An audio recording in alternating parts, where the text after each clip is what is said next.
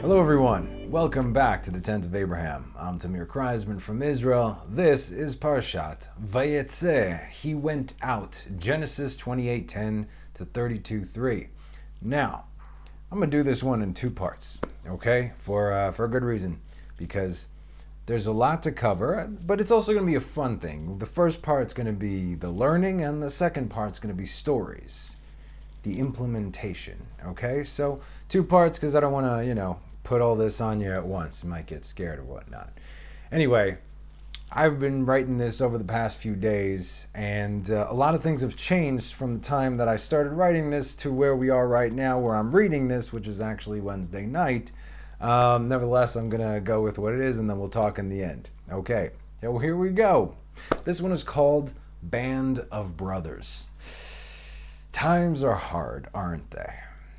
Is anyone else struggling? I'm having a hard time, but not because of all the shenanigans that are going on. I already saw the making of, the behind the scenes, so, spoilers and whatnot. But I find that most people are asleep. Most people don't even want to realize what is currently happening. And just like any other situation in life, people just want to get over it instead of to embrace where they are and walking through it, understanding that it's for a purpose.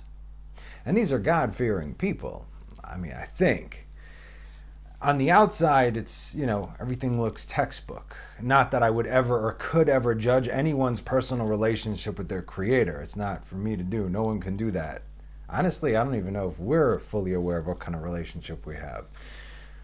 But it breaks my heart to see zombies. Did God ever just hand anything to anyone? Here you go.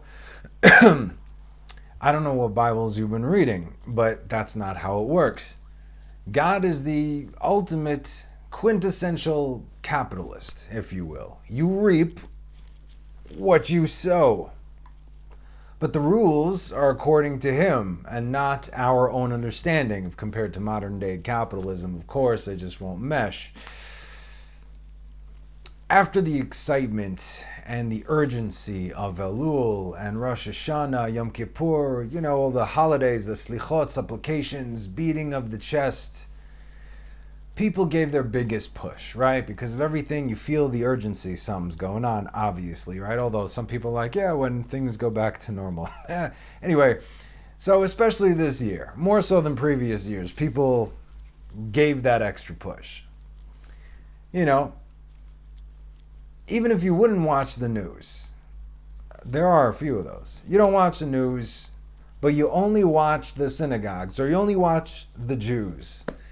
You would know that God is working on something. More people have been praying with urgency, not seen like this in a very, very long time. Everyone's getting together, and now it's visible because you can't go into the synagogues. You have to go outside, and even in Tel Aviv,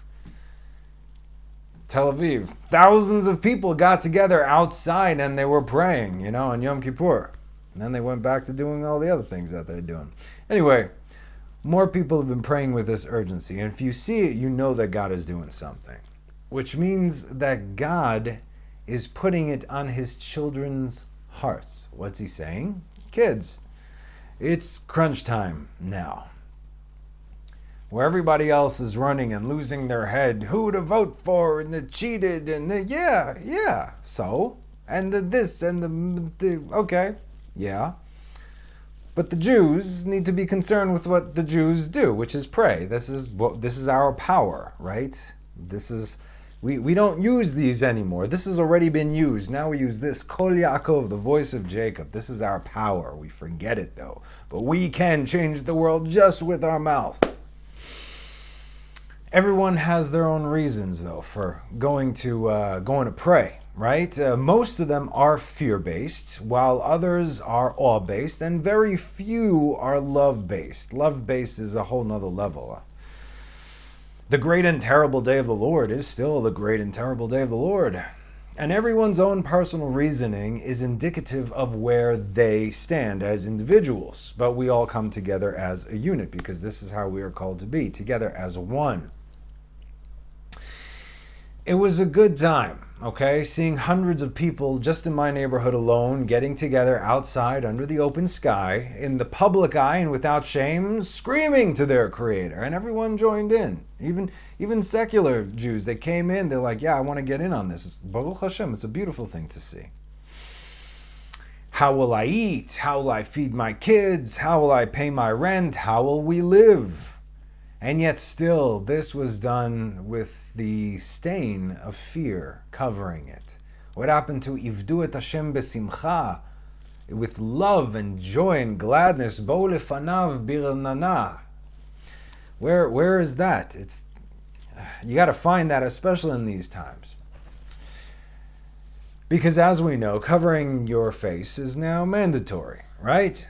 And if you don't cover your face, then you can't pray with everyone. Very, very annoying. And after the high holidays have ended, and people are looking forward to life as they once knew it, they will go back to what seems to be perceived as normal. After all is said and done, all that remains is fear, right? Because nothing's going back to normal. When we struggle now to make a minyan in the morning because people are either tired, cold, or scared, I find that heartbreaking. God sees all, and God is the one that puts a scenario before us, so what are we going to do?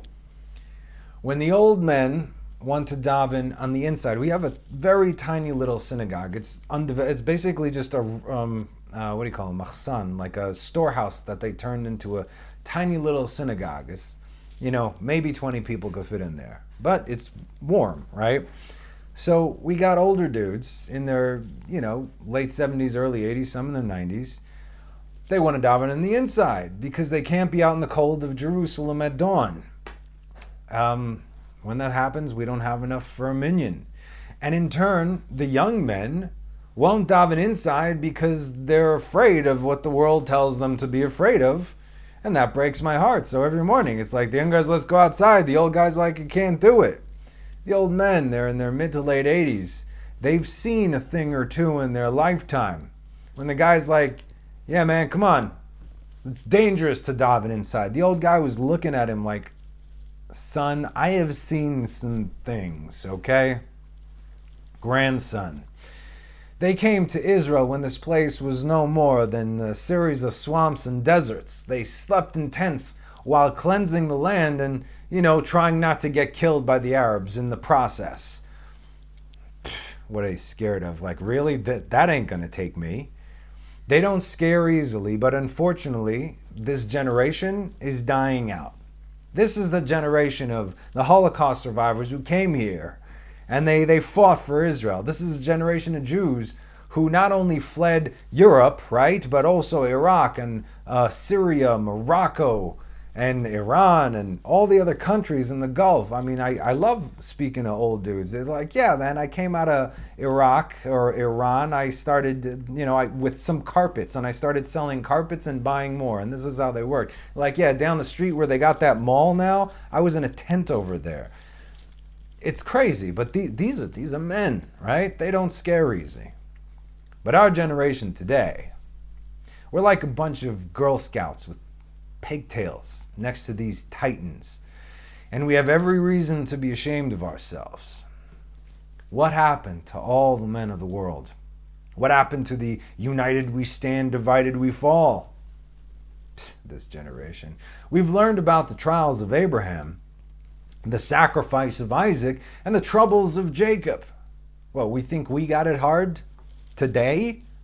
Really? Just look at the world 70 years ago. On all aspects. Told you I was watching this World War II documentary. Look at these American GIs, the things that they did, the horrors that they saw.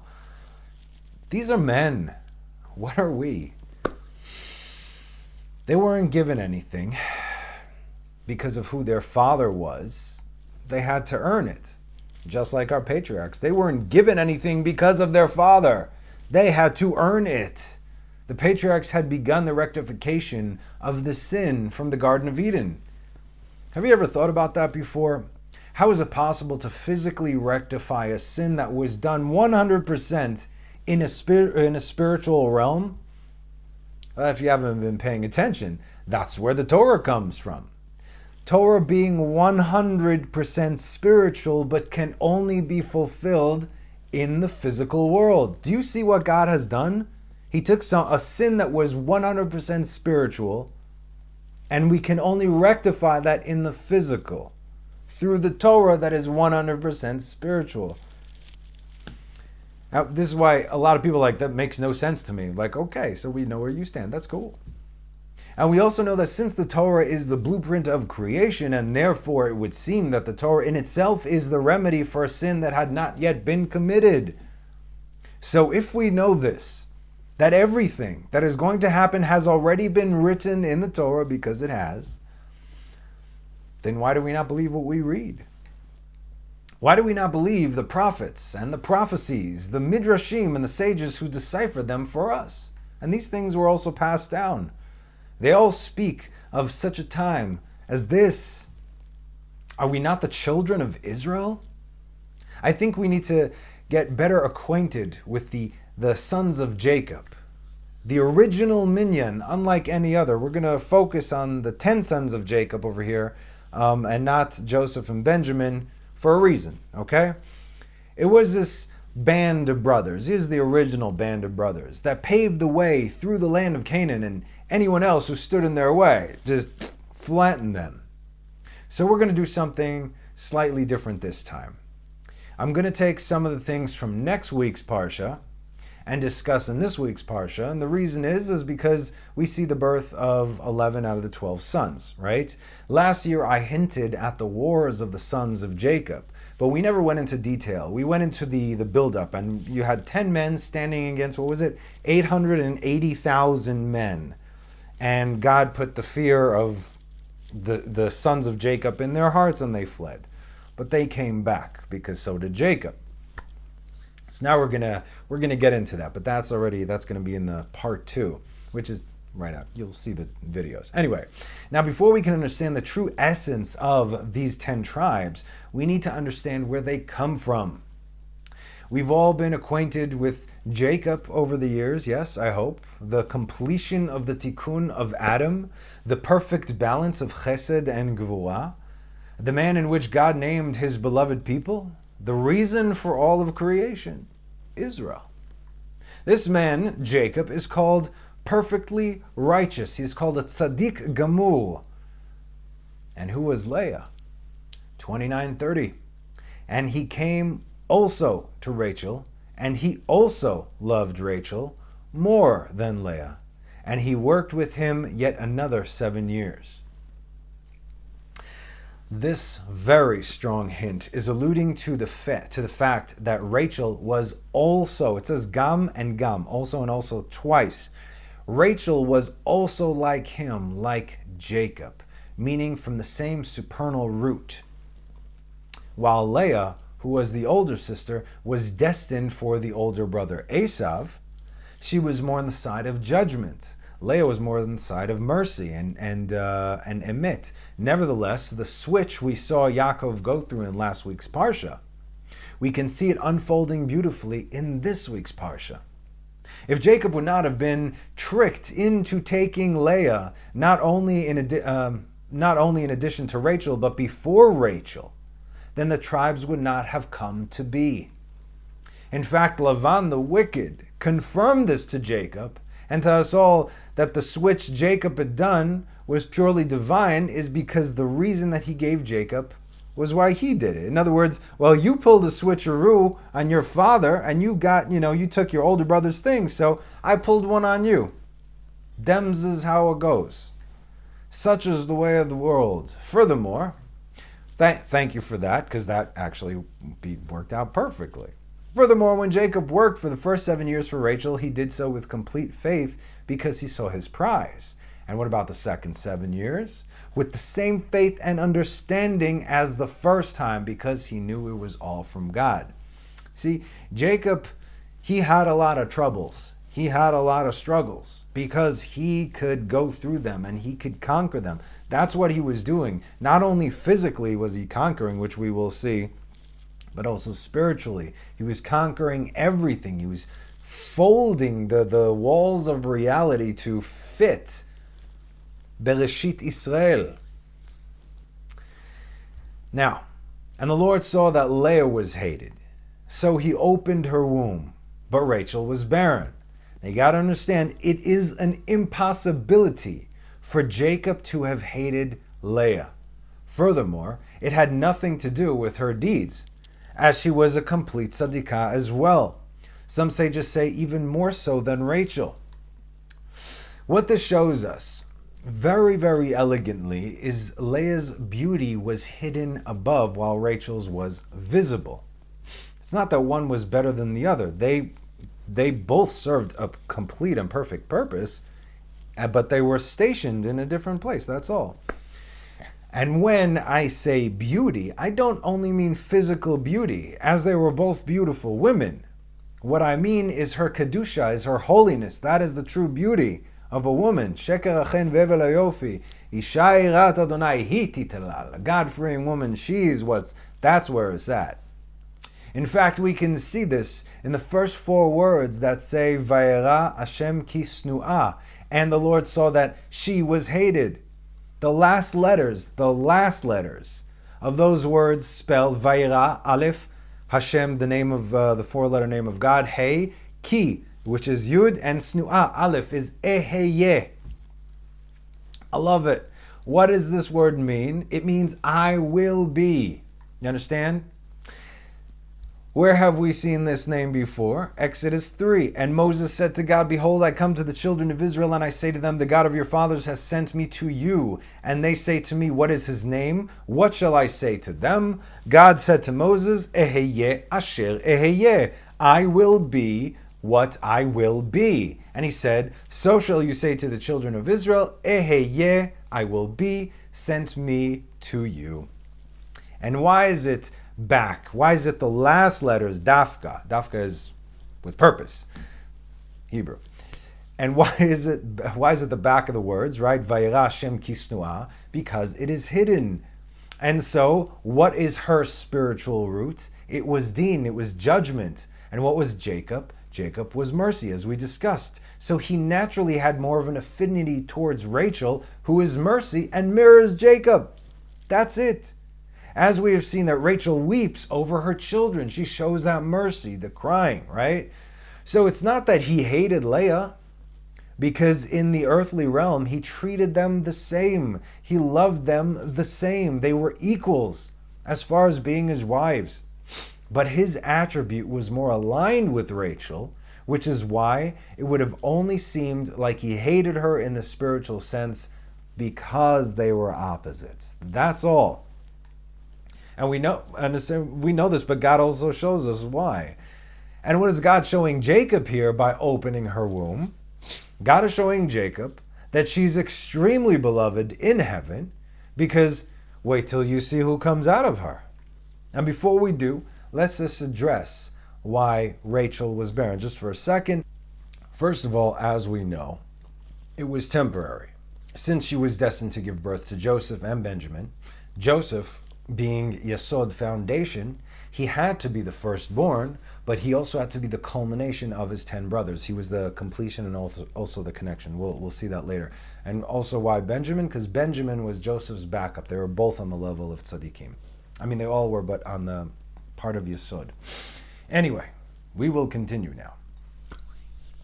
And Leah conceived and bore a son, and she named him Reuven, for she said, Because the Lord has seen my affliction, for now my husband will love me. Vataher Leah vateled ben vatikra shemo Reuven, ki amra ki ra'a Hashem be'enai ki ata yoaveni ishi. Now, when did Leah conceive? The answer will make everything we just discussed very, very clear. Leah conceived on their wedding night. And who was born? It was Reuben, also known as Re'u, look, see, behold, Ben, son, behold a son, look, a son. But also known as Ol. Re'u and Ol is the same letters, just flipped. Ol, Ben, son of light. But we know that all light is associated with mercy. This would be the same mercy that Reuben expressed in saving his brother Joseph, while all the others were plotting to kill him. He delayed them by saying, hey, maybe we should put him in a pit, we'll sell him, no problem, essentially saving Joseph's life. And where did this mercy come from when Leah is the secrets of judgment? Where did this mercy come from? Why was Reuben somehow tied to Joseph and wanted to save him? This is beautiful, and it just shows us God's plan is perfect. That even if we think that we are being so super sneaky, it's exactly how He wants it to be. All these ins and outs, but it's exactly. On the wedding night, when Jacob and Leah joined together, who did Jacob believe he was with? It was pitch black. He thought it was with Rachel. And so he was impregnating Leah. And while he was impregnating Leah, he was innocently thinking of Rachel. He was envisioning Rachel, not only physically, but also her attributes of mercy. Now we know that the thoughts of the father, in particular, in his thinking during the moment of conception, will have a direct effect on the child. Jacob infused Reuven with both his and Rachel's attributes of mercy, thereby giving birth to Ben-Ol, the son of light, who would later go on to save his brother because of this very thought. Do you understand how the whole thing comes full circle? And again, we're going to see God creating the remedy before the affliction. While Reuben would save Yosef, who was the one who considered to kill him initially, what comes after chesed, mercy, is judgment, is din, right? And who came next? So first we got the remedy, and now we got the obstacle. And she conceived again and bore a son, and she said, since the Lord has heard that I am hated, He gave me this one too. So she named him Shimon. ותהר עוד ותלד בן ותאמר כי שמע השם כי שנואה אנוכי ויתן לי גם את זה ותקרא שמו ראובן. So she named him Shimon, So she named him Shimon. The name Shimon, yes, lishmoa, to hear, but also if you just break it up with the shin mem and ein vav nun, shin mem is sam, placed, and on, but avon is sin. He placed sin. It's right there. And why did she name him this? Because she saw in Ruach HaKodesh what would come out of him. As we discussed, I think it was in V'zot HaBracha, right, where Moses blesses all the tribes, he doesn't bless Shimon, because a lot of problems came out of Shimon. We'll discuss this also here, but Shimon got a blessing as being the son of Jacob, but not one in particular for him. So she saw in Ruach HaKodesh what would become, right? He was the one who first thought to kill Joseph. It was his idea. He was the instigator in regards to killing Shechem. What are you going to do? The man was judgment, right? And judgment has to fight the klipot like crazy. That's why judgment is very, very dangerous. Like, again, Esav is also judgment. Esav could have been completely good. In fact, that was Esav's job. Yaakov was supposed to do a tikkun on the right side. Esav was supposed to do a tikkun on the left side. But Esav fell, and so Yaakov now has to do a tikkun on both the right and the left side. He's got to pick up Esav's flack, all the while fighting Esav while this is happening. What else happened with Shimon? Zimri. Remember Zimri? Zimri would come from the line of Shimon, from Parshat Pinchas. Zimri and Cosby. He almost caused a complete destruction of Israel if it weren't for Pinchas, who skewered him and Cosby with the spear and the thingies, and that's it. And that's what the Lord's wrath returned to him, God said, if it wasn't for Pinchas. Shimon, tribe of Shimon. So we have Chesed. We have Gevurah. What's next? Come on, you guys know this, right? Who's the third son? It's Levi. Okay. So like Yaakov, the best of both worlds, Chesed, Gevurah, that would be the tribe of Levi, or Levi, depending where you're from. Levi is a very special son, because he is unique in the respect that he encompasses both the attributes of mercy on the right and judgment on the left. Judgment, which is attributed to the Levites later on, and mercy to who? To the Kohanim, who will come from the tribe of Levi. So they split like that, you see? And according to Rav Vali, Levi is the secret that in the future God will connect with his children through this tribe, as they are the teachers of Torah and the purifiers of the people. And so just like through Levi, God would accompany lelavot, Levi, livui, his people, and become one with them, so too was it fitting for Jacob to finally become one with his wife Leah. And she conceived again and bore a son, and she said, now this time my husband will be attached to me. Apam yilave ishi elai, for I have borne him 3 sons, therefore he named him Levi. She named the first 2. They were named by Levi. They were named by Leah, but Levi was named by Jacob. Oh yeah. Jacob was the 3rd attribute, which is Tiferet. Levi was the 3rd son, which was almost like a mirror of him. Culminated Chesed and Gvura. This was Levi. He's like, here we go. He saw the part. He saw himself in it. He saw the balance. So once again, balance has been restored in the universe. Now we know that the patriarchs are called the Merkava of God, the chariot of God, Chesed, Gvura, and Tiferet. And as we discussed in the past, that David himself implored God to be part of this most prestigious club. It's a 3-person club. David said, make it a 4-person club. God told David, listen, I like you, man. I really, really do, okay? But these guys, they were tested more so than anybody else. They earned their place. You cannot do what they did. No one can. It's done. Which is when David wrote Psalms 139 with the famous verse, search me out, O God, and know my heart. Test me and know my thoughts. We've discussed this verse before. If you really want to step up to the plate, tell God to test you. If you really want the truth. But just be prepared because he will. So God said, you know what? All right, I'll test you. And I'll even do you one better. I'll tell you what I'm going to test you at. And David still failed.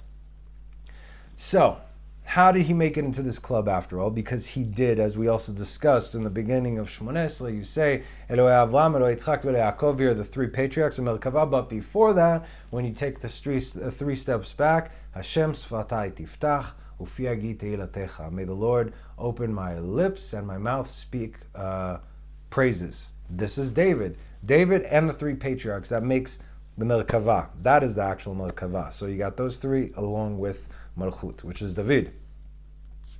So, how did he make it into this club after all? Through tshuva. You see, technically, he had to fail, because that's where his real test began. You see, we all fail, but we get tested after we fail. It's impossible not to fail. It says a tzaddik will fall 7 times and get up.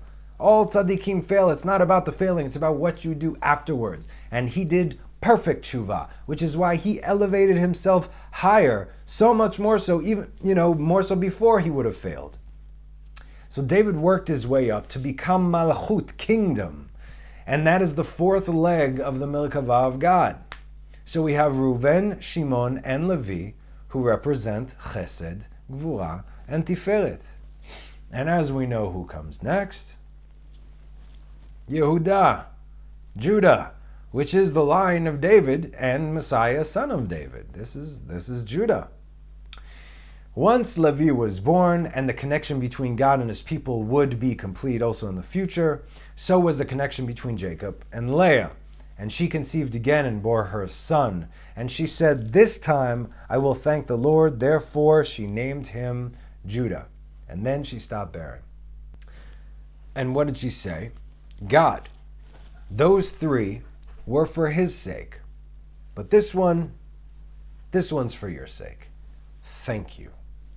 And the name Yehuda, right? So she thanked, V'apam odeh et Hashem. So the name Yehuda has a 4-letter name of God within it. plus the letter Dalit. Now, what is the significance of the letter Dalit? Okay, so Dalit is Dalit, it's door, right? It's a doorway.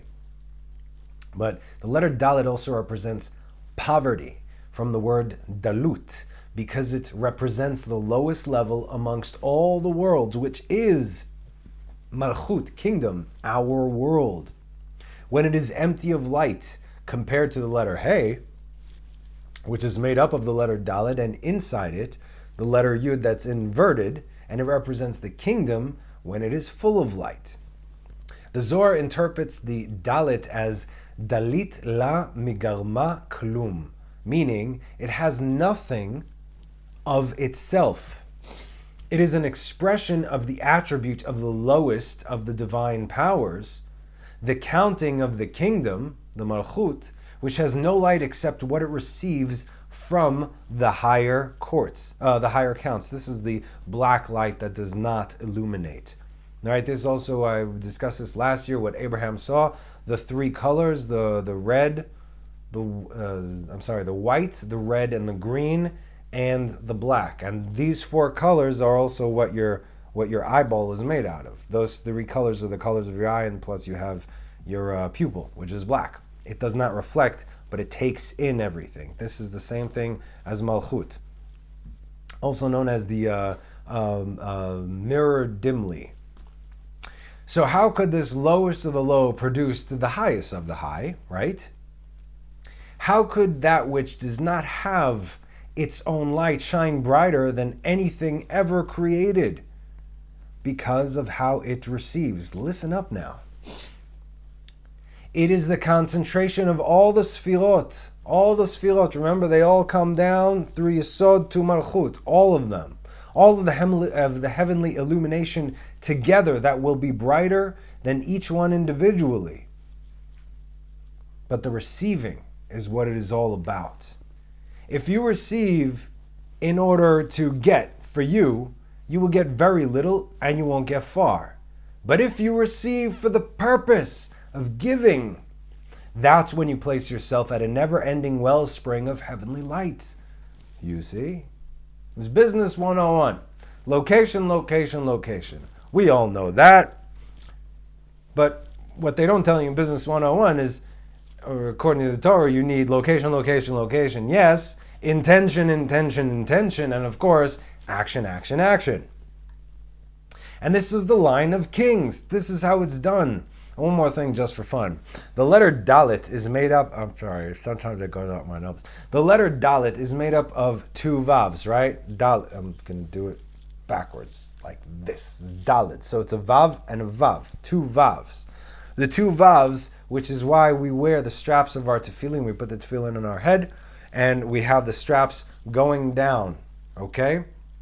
This is, in other words, it goes down to Malchut and back up again. This is what that represents. It connects the heavenly realm to our earthly realm. Got it? Awesome. Okay, moving on, chapter 30. And Rachel saw that she had not borne any children to Jacob, and Rachel envied her sister. There we go. And she said to Jacob, give me children, and if not, I am dead. And Jacob became angry with Rachel, and he said, am I instead of God, who has withheld from you the fruit of the womb? We've discussed this very much in the past, this verse in the past. It's not the focus right now, but the bottom line is Rachel became jealous, that's what it says, and Jacob didn't like that very much, okay? But there's all this reasoning behind it, what happened, am I instead of God, am I under God, the Merkavah? Look at that in the previous teachings, last year. So, she said, here is my maidservant, Bilhah. Come to her, and she will bear children on my knees, so that I too will be built up from her. Read that in Hebrew. Vatomer vehine amati bilha bo elea, bo, not lech elea, come to her, not go to her. Come, why? Because she's an extension of me. Vateled al birkai, on my knees. Ve'ibana gam anochi mimena. The maidservants were the extensions of the matriarchs. Okay, so the mother is the one who raises the children, even more so than the birth mother. So, if Bilhah were to give birth, Rachel raises the children. Rachel, technically speaking, according to halacha, is the mother. Now, there's a very strong secret here that most people must understand, and that is their position and their function. There are no freeloaders here, okay? Everyone has a part. Because the word boneh, to build, has the same letters as bnah, her son. That's why when we read the word ve'ibaneh, and I will be built, that's literally spiritually to build. The Talmud in Masechet Brachot 64a says, Amar Rabbi Elazar, Amar Rabbi Chanina, Talmidei Chachamim Marbim Shalom Ba'olam. This is also very relevant to today. Shenemar V'chol Banaich Limudei Hashem V'rav Shalom Banaich. Rabbi Elazar said that Rabbi Chanina said, in the name of Rabbi Chanina, Torah scholars increase peace in the world. How's the world doing? Not too well. The Torah scholars are going out, right? Okay, so this is how we know things. And all your children, Banaich, shall be taught of the Lord, and great shall be the peace of your children. Isaiah 54:13. That's where they get it from. If all the children of he's still quoting him. I'm still quoting him. I'm still quoting him. If all the children of Israel are taught of the Lord, there will be peace for all. All means all the children of Israel, for all the world. Do you still think you're non-essential? Now he goes on to say, Al tikri banaich, ela bonaich. Shalom rav lo avei toratech, ve'ein lamo michshol, yehi shalom bechilech, shalva barmonotech, leman ha'chavirai adabra na shalom bach, leman beit Adonai, Eloheinu avaksha tov lach, Adonai ozlamo iten, Adonai varech et amo v'shalom. Amen. The sages interpreted this verse, they said, do not say children, banaich, but rather bonaich, your builders. The children are the ones that build. Torah scholars are those who build peace for their generation. As it's stated, those who love your Torah have great peace, and there is no stumbling block for them. Psalms 119, 165. And may there be peace within your walls, prosperity within your palaces. Psalms 122, 7. Because for the sake of my brothers and friends I shall say, peace be within you. For the sake of the house of the Lord our God I will say, I will seek your good. Psalms 122, 8 and 9. And may the Lord give strength to his people. The Lord will bless his people with peace. Psalms 29, 11. They put all these things together like that. So while your government may decide who is called an essential or a non-essential worker, only the essential worker. Okay, thank you.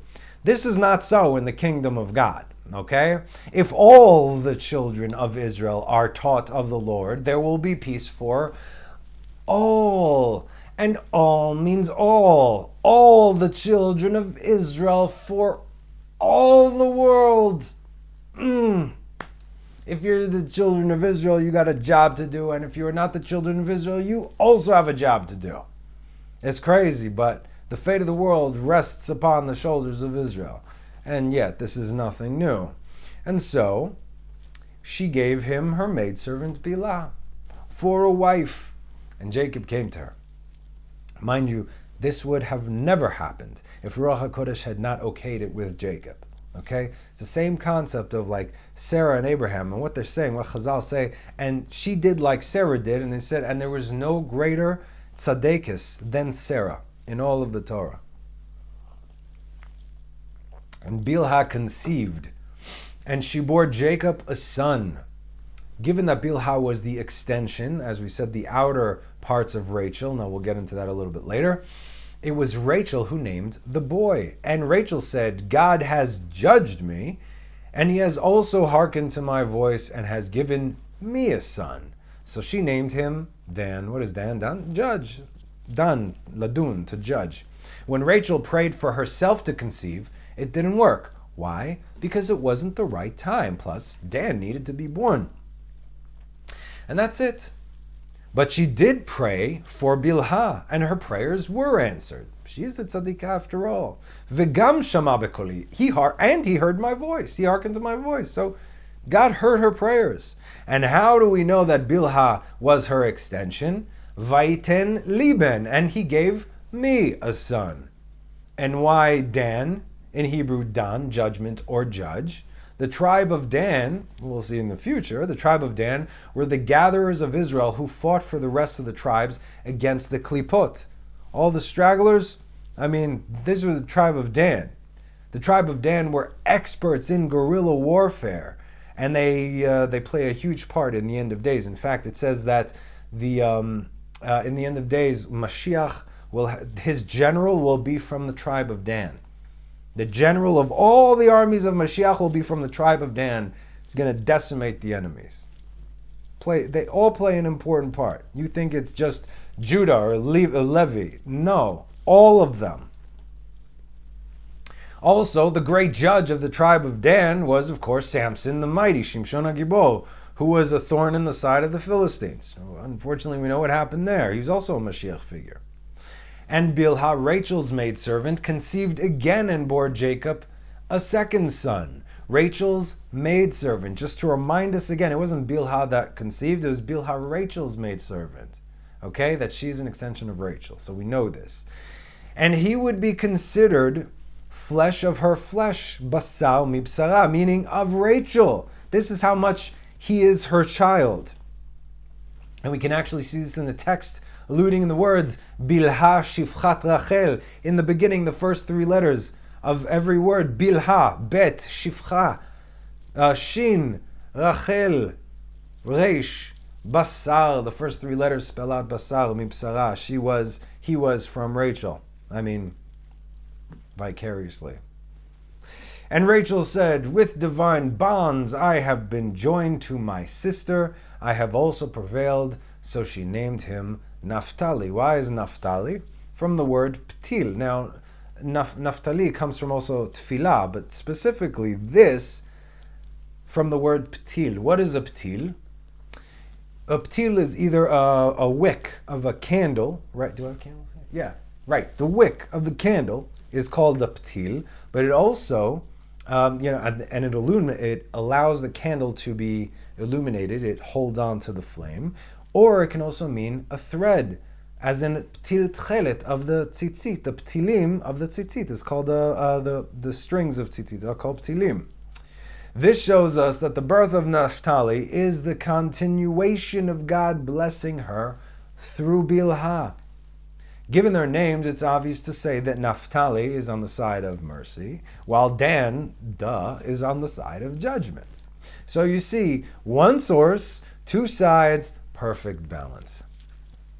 Now, Leah knew that through her first 4 sons, her tikkun was complete.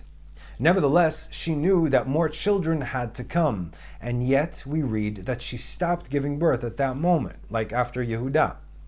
So it was because of what Rachel did. Again, everything is built on what, and everybody thinks that, it's because of me, but it's not. God planned this perfectly. So it was because of what Rachel did that Bilhah, did with Bilhah, that Leah sought to help God's plan along through her maidservant, Zilpah. And just an FYI, all of this is proceeding exactly according to God's plan. Remember, we are building something here. When Leah saw that she had stopped bearing children, she took her maidservant, Zilpah. It said before, but now she sees, okay, I'm not getting pregnant. More kids got to come down. Let's do this. She took her maidservant Zilpah and gave her to Jacob for a wife. And Zilpah, Leah's maidservant, bore Jacob's son. See the extension right there? Same language. It's legit. And Leah said, luck has come. So she named him Gad. All right. Vatomer Leah ba Gad vatikara et shmo Gad. It's a terrible translation. Luck has come. But the word ba means come. Bo, which is spelled the same. It means ba has come. Ba is has come. Bo is come. It's spelled the same way, just different punctuation. And what does the word Gad mean, right? Because it actually says Ba-Gad, right? So God came. It doesn't, not God, Gad. It doesn't mean anything, okay? It's what the letters themselves symbolize. God has the numerical value of 7, which God is very fond of. 7 days, 7 cycles, 7,000 years. God, for all intents and purposes, is considered a lucky name because 7 is a lucky number. What, you think that originated in Vegas, right? So the 7th son now is a very big deal. He's the 7th son, that's why he's 7.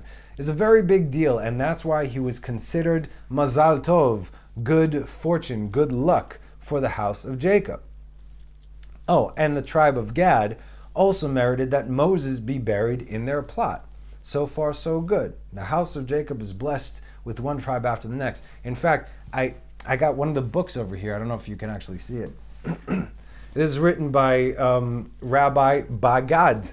That's where he got his name from. That's his last name. He's a rabbi. He used to be a Knesset member. This is a book. This is an interesting book. It's about all the newspaper clippings from the establishment of the state of Israel, how it coincides exactly with prophecy. I met this guy a year and a half ago. He's quite a character. So he's like, buy my book. Okay, it's cool. Anyway, yeah, it's interesting. So his name is Harav Bagad, exactly how it's written over here. Moving along. And Leah said, because of my good fortune, for women have declared me fortunate, so she named him Asher. Vatomer Leah be'ashri, ki ishruni banot, vatikra et shmo Asher. So the 7th and the 8th sons are called Mazel Tov and good fortune. Yay, this is great stuff that's happening. And this good fortune, who is Asher, pulls from the inner parts of Binah, and blesses all his brothers as a result. He's the one that anoints all his brothers with good olive oil. What else? Oh, Asher, also the name, like Ashrei Ha'am, Ashrei Yoshvei Beitecha. Half of David's psalms are with Asher, blessed, good fortune. Fortunate is the man, right? But the time of Leah was not yet complete, and more tribes had to be born. And so, now this is beautiful. Reuben went out in the days of the wheat harvest, and he found dudaim in the field and brought them to Leah, his mother. And Rachel said to Leah, now give me some of your son's dudaim. Now these dudaim are a plant or a herb that has it's kind of an aphrodisiac-like effects between a husband and wife. It's a love potion. Nowadays we call it tequila, but it's a true love potion. It arouses the purest part of love. It's even mentioned in Shir Hashirim. Solomon talks about it, right? Hadudaim natnu reach. And this is, it shows a connection, the love between God and Israel by the dudaim. And it was very rare, actually. And so it was Reuven. Listen to this again. Reuven, the son of light, who was born of mercy through the thought of Rachel yet to Leah, the son of light who was given these special flowers by God, who through divine providence gave them to his mother Leah as a bargaining chip for Rachel for a night with Jacob. You get that? We'll get to it. And she said to her, is it a small matter that you have taken my husband, that you wish also to take my son's dudaim? So Rachel said, therefore, he shall sleep with you tonight as payment for your son's dudaim. So you see, there was a schedule that had to be kept. That night was Rachel's night with Jacob.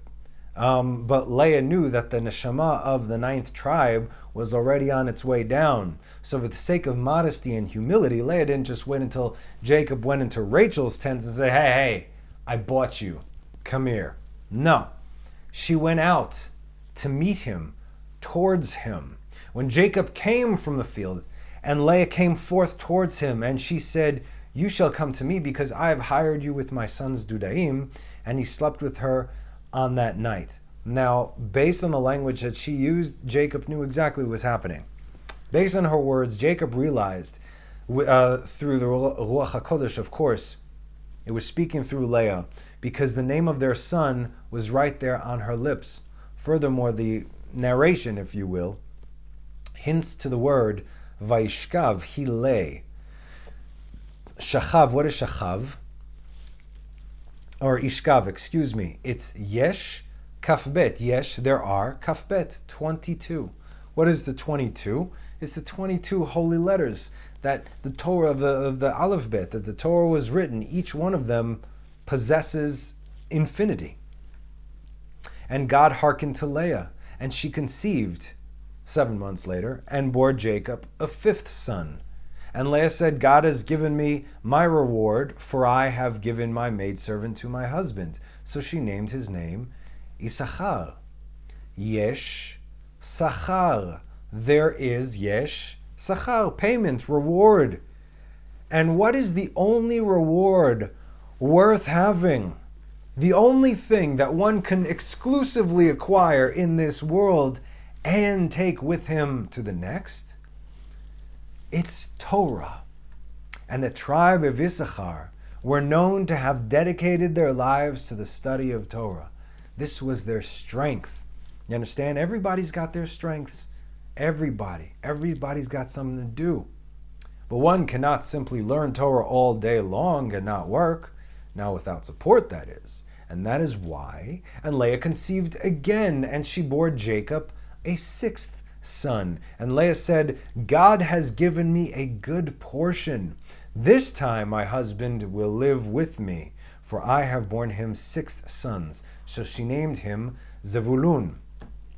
Now here it says, Vatomer Leah, Zavdani Elohim, Oti Zeved Tov, a good portion, okay?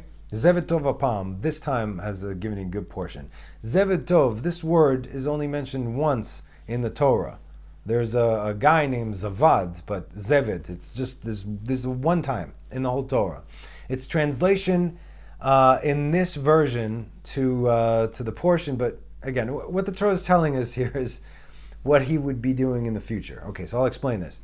This is a slightly deeper concept, but it's another way to get a much better understanding and hints in the Torah. As we know, there are 22, just bear with me, okay? There are 22 letters in the Hebrew alphabet. That's in 11 even numbers, 11 on each side. If you fold those letters in half, again, just bear with me. I know some of you say, what are you talking about? I'll explain. You take 11 of the first letters and 11 of the last letters, and you have them facing each other. These are called otiyot atbash. Why atbash? Aleph, taf, the first and the last, bet and shin, the second from the first and the second from the last. And this is how they face. So if this Aleph, Bet, Gimel, Dalid, you have Taf, Shin, Reish, Kuf going backwards and forwards. Okay, so you face them, and then if you switch them, then they give you hints. So, meaning Aleph would mirror Taf, Bet would mirror Shin. So the word Zeved can be read also as the word Esek, business, with a Shin instead of a Samech. And the word Tov can be read as Nefesh, if you flip if you mirror the letters. So, good business becomes the business of souls. And how would this play out? Zevulun, did you understand what I said? Anyway, sorry, but it's the best I could do right now. Zevulun would work all the time while he fully supported Issachar, so he could learn Torah all the time. And then they split the rewards.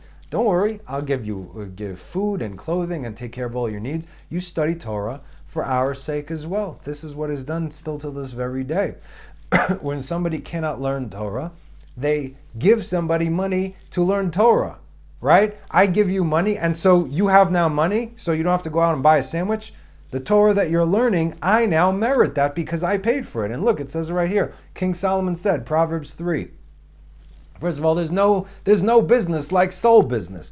Proverbs 3, length of days is in its right hand, in its left hand are riches and honor. Its ways are ways of pleasantness, and all its paths are peace. Etz chaim hi lamachazikim ba, vetomchea meushar. It is a tree of life for those who grasp it, those who learn Torah, and those who support her are fortunate. Let's say people can't learn Torah. Let's say people don't know how to learn Torah. Now, we're not going to discuss Joseph, who is born he is born in this parsha because he's one of the main characters, okay? We've discussed him many times before, and of course, obviously we will again. You can't get around it when the time comes. Now, what I want to do is, I want to read, and these are the 10 sons that were born. I want to read you now from the book of Jasher, okay? Or in the next video, but here's the preface. Here are the actual battles of the sons of Jacob, so you can understand what kind of power they possess. These battles did not take place until next week's Parsha, after Shimon and Levi had their way with Shechem, meaning all the 12 tribes were born and their strength was complete, okay? Now you're going to hear some crazy things over here. Superhuman strength and ability. You're going to be thinking Avengers meets Justice League meets, Charlton Heston's The Ten Commandments. The book of Jasher is mentioned twice in the Torah by name. In the book of Joshua and in the book of 2 Samuel. Rashi calls it, he says that it is also known as Sefer Milchamot Hashem, the book of the wars of God. The reason I have to explain this, unfortunately, Gentiles have no problem believing this. Like, oh cool, yeah, extra biblical text, no problem. But because most mainstream Orthodox Jews have problems believing this, believe it or not, I'm shocked when I just read Rashi. Okay. This is where we get most of our midrash. It is the book of Jasher. It has a detailed account regarding the ins and the outs of the Torah. These are 100% kosher extra biblical text. So to my fellow Jews who are going to have a problem with what I'm about to read, if you got a problem reading about the incredible strength of one guy or 10 dudes, let me ask you this. If you believe in creation, and the 10 plagues, and the splitting of the sea, and the strength of Samson, and the giants, and the fallen angels, which FYI Rashi clearly discusses, and David, and Goliath, and all the prophets, and all these wonderful miracles that you've read and have been raised on, then you should have no problem understanding, comprehending, and receiving this as well.